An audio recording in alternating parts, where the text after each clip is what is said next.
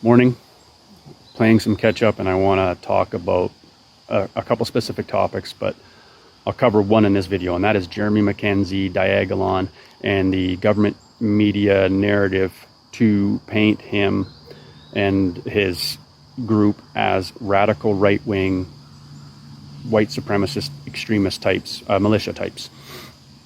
And here's my assessment. So I looked at mainstream media like Global, CBC, Canadian Anti-Hate Network content, and then I contrasted that to in-person interviews I've seen of him, specifically the recent one with Viva Frei. You will notice that in the trend amongst politicians and mainstream media right now, they reference ITAC a lot, so Integrated Terrorism Assessment Center, and the growing concerns about IMVEs, or ideologically motivated violent extremists, specifically geared towards like right-wing militia type movement concerns here in Canada. and a lot of the language that you will see is that, like, the convoy, for example, could have provided an opportunity for a networking of people of this mindset, or that people of this mindset were likely participants in the convoy. However, they even specify that there was no specific individuals or threats identified that were directly involved with the convoy, but more so the potential for people who were observing from the periphery or active online. Well, here's the thing. I was a cop for 15 years for the RCMP. The last 8 years, I was a full-time sniper on the emergency response team headquartered here in Ottawa.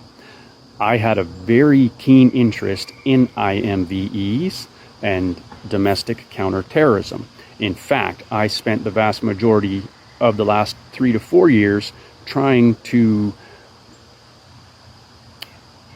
convince RCMP management in my division that my former unit would best be utilized combating that exact thing. So I used to read those ITAC assessments on a regular basis. They'd drop into my email inbox, ITAC documents, information from the United States, like officer safety bulletins, all of it. I was keenly interested in that, in learning about it and figuring out how we could tackle that problem. The language that the politicians and the media are using now to try and create this narrative, it's been that way for years. That concern and that language way predated COVID, way predated mandates, way predated Jeremy Mackenzie and Diagolon. Those concerns have been growing in Canada probably for my entire career, because there are groups that do exist that are very anti-law enforcement. Now, also, I would take note of my observation that the narrative that's being crafted also conveniently coincides with two major things that are coming up in September. Number one, the announcement of the federal leader of the Conservative Party of Canada, in which Pierre Poilievre appears to be the front runner for. So here's a great opportunity to craft a narrative that Pierre Poilievre, or whoever, the federal Conservative Party, are radical right-wing IMVE sympathizers. And number two, more importantly, is the upcoming public inquiry into the unlawful invocation of the Emergencies Act.